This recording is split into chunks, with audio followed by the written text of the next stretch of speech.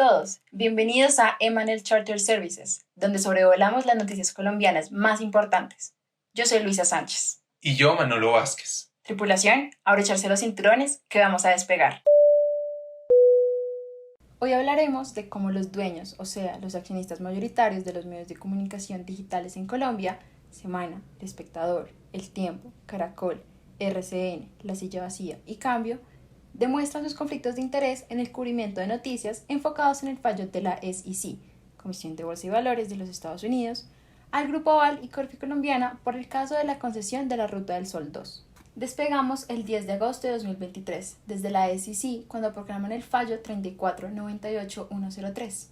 Este proceso surge de la participación de Corfi Colombiana a través de su expresidente en un esquema de sobornos relacionado con el proyecto de construcción de carreteras más grande en la historia de Colombia, conocido como Ruta del Sol 2 en la ampliación Ocaña Gamarra. El plan de soborno se llevó a cabo en un contexto de falta de mantenimiento de suficientes controles contables internos que ocultaban los sobornos como gastos comerciales legítimos. Manolo, cuéntanos, ¿por qué nos llamó la atención este caso en particular? Este caso nos ha llamado la atención porque en el país no se está manteniendo una línea transparente en los medios de comunicación colombianos. Nosotros creemos firmemente que una sociedad democrática depende de la claridad y veracidad de la información que reciben los usuarios como ustedes. Pero acuérdate, Luisa, que viendo el cubrimiento inicial de la noticia, cuando salió la sanción de la SEC, hubo muchos indicios de desinformación por parte de grandes medios en el país. Muchas de estas plataformas compartían una característica, y era ser concentradas por los principales grupos económicos de Colombia. Luisa, tú bien sabrás que existen personas y organizaciones que analizan temas como la desinformación y la tergiversación mediática. Pero a mí me sorprende que no hay literatura clara que analice por qué sucede este fenómeno. Lu, tenemos que plantear bien cómo investigar este caso en particular. Se me ocurre preguntarnos de qué manera los intereses de las élites económicas inciden en el cubrimiento noticioso de sanciones impuestas a los mismos. ¿Cómo se pueden observar dicha incidencia en el cubrimiento inicial de la sanción de la SEC a Corfi Colombiana y el Grupo Aval? De acuerdo, pero no le podemos decir eso a la tripulación, toca decirlo más sencillo.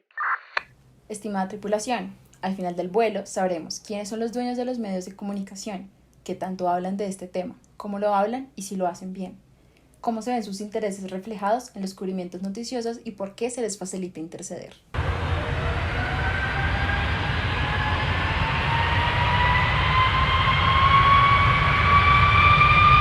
Querida tripulación, para ello escogimos 7 medios de comunicación digitales y analizamos quiénes son los dueños o accionistas mayoritarios de cada uno.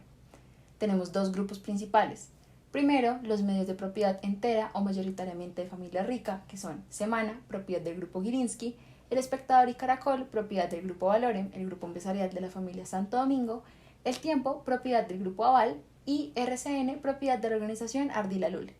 El segundo grupo son los medios independientes, La Silla Vacía, propiedad de Juanita León, con financiación independiente, y Cambio, con una propiedad dividida sin tener accionistas mayoritarios. Manolo, ¿y esta gente, estos medios de comunicación, qué hacen? ¿A qué se dedican? Consideramos que los medios de comunicación ejercen 2 roles importantes, que son fundamentales para entender nuestro análisis y para saber cómo se reflejan los intereses de las élites económicas en el cubrimiento noticioso: la agenda setting y la agenda building. Estos 2 conocidos conceptos de teorías de la comunicación nos darán luces para entender cómo se ve la injerencia de los grupos económicos sobre los medios de comunicación y su labor. Aterricemos primero agenda setting, como la modalidad para establecer la relevancia o el espacio informativo que ocupa el medio de comunicación con relación al cubrimiento de noticias.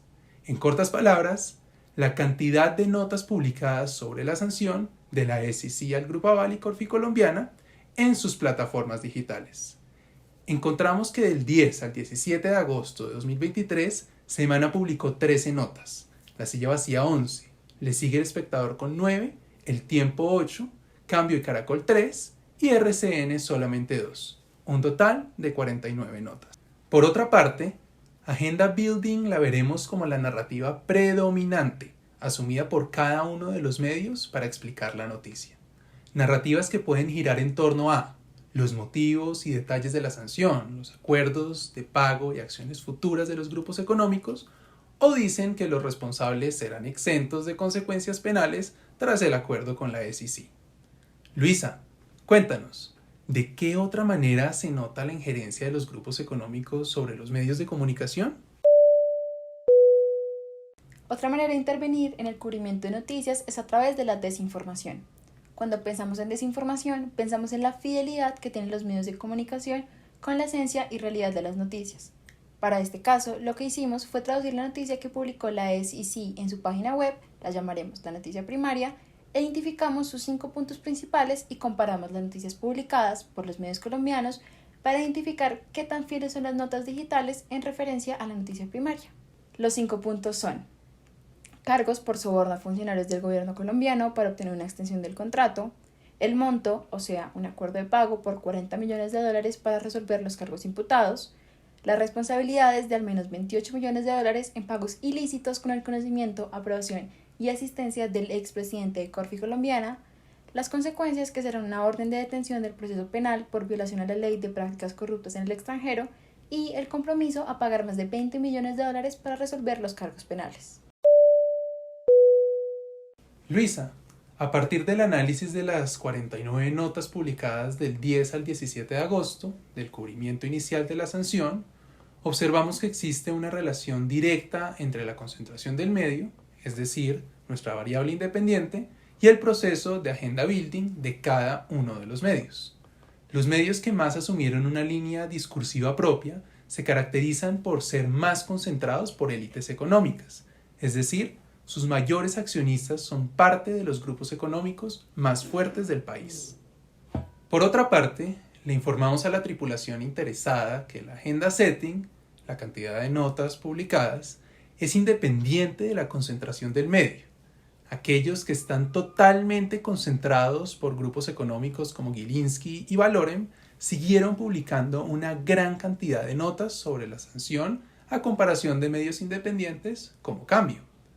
Queremos también informarle a nuestra tripulación que encontramos que a pesar de que estos medios publicaran una gran cantidad de notas sobre la sanción, esto no quiere decir que sean fieles a la noticia primaria. Estos medios, en los que se encuentra Semana y El Tiempo, fueron los que más desinformaron. Bueno, ¿y cuál es la gran novedad de investigar estos temas? Primero, es importante analizar los momentos y descubrimientos del caso de corrupción más grande que ha tenido el país.